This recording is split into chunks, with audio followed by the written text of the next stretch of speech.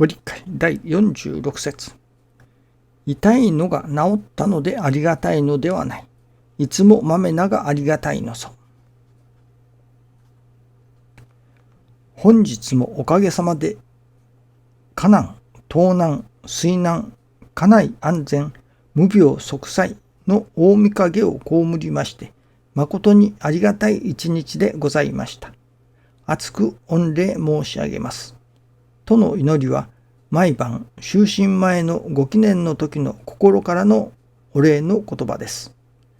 それには、このことは毎朝心よりのご記念の内容でもあるわけです。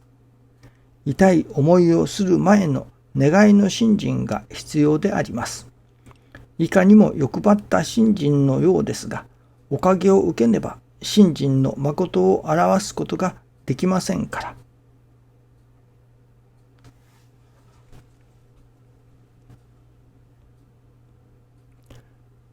信心と言われます。またの言葉に宗教とも言われます。比較宗教学という学問があるようですけれども、比較信心学という学問があるのかどうか知りませんけれども、学問にはならないのかもしれませんね。その私が大学に行きましたときに、比較宗教学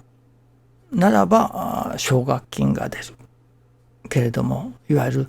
その信心の内容をですね、セオリーというのですかを勉強する。例えば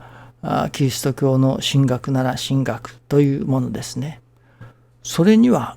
奨学金が出ないということでした。ところが私どもがさせていただいているのは、その宗教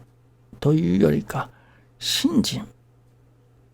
と言った方がいいような感じがいたしますね。師匠は宗教とは読んで字のごとく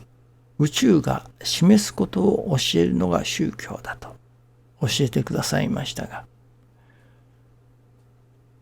ただ宇宙が天地が示してくださる、それを教える、教えをいただくというのでしょうか。聞くだけでは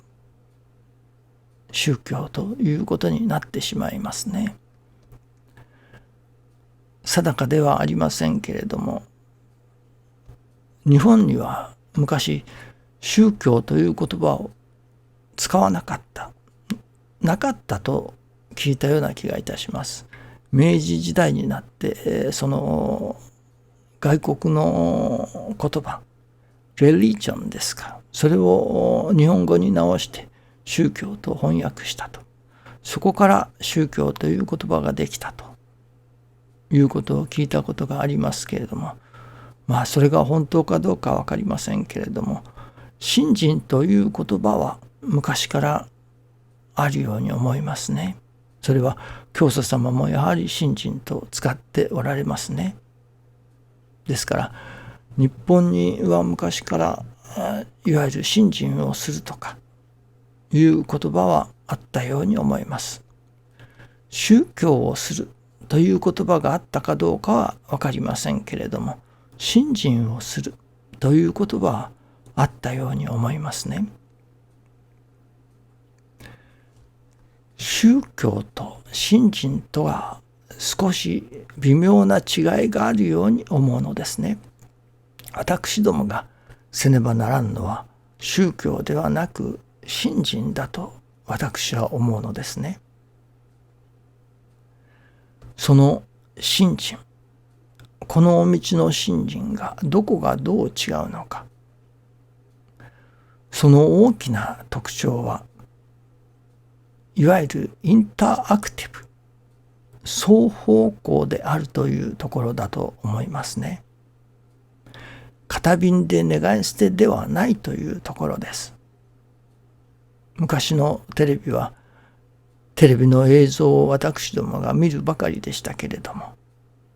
今のテレビは違うらしいですね。何かボタンでそのアンケートなどにこちらが答えてその返答ができる。ゆくゆくはもっとテレビ電話のようにスタジオの人たちと見ている私どもとが話し合いができる。そうやってテレビが進行していくというようなことになるのかもしれませんね。いわゆる片方向のコミュニケーションではなく双方向のコミュニケーションができるのがこのお道だと思うのですね。ですからこのお道をさせていただく。そうすると私どもの願いを神様に聞いていただくと同時に、神様の願い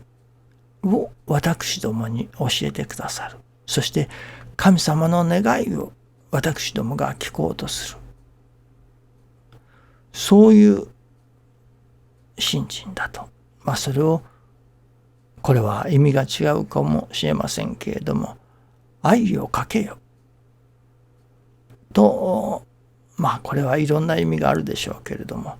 そう表現もできるのかもしれませんね。神様と私どもと神様、その双方向のコミュニケーションによって進めていく信心だと。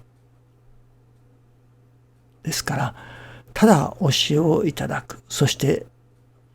教えを行ずる、そこには必ず神様の受け答えがある、神様の反応がある、神様のお働きがある。この教えを行ずるということと、そこに必ず神様のお答えがある、お働きがある。その神様のお働きを実感としていただいていけれるのがこのお道だと思いますね。ただ教えを伝えるということもありましょうけれども、そればかりではない。そこに必ず神様のお働きが現れてくる。その神様のお働きを感じさせていただく。ところがなかなか神様の働きを神様の働きとして感じれないことがあります。それを、これは神様の働きなんですよと、神様の働きを神様の働きとして実感できるようになる。そういう信心の稽古というのでしょうか、訓練というのがやはりまたいるのかもしれませんね。野球で言えばボールを投げられる。なるほど。ボールもあればストライクもある。そのボールの球をいくら打とうとしても打てないわけですから、バットの振っても当たらないところをボールが飛んできたのをいくら打っても拉致が開きません。ストライクゾーン、そのバットが当たるところに飛んできたボールを打つ。いわばたくさんの働きの中で、これこそが神様のお働きだと確かに認識できれる、その目を、センスを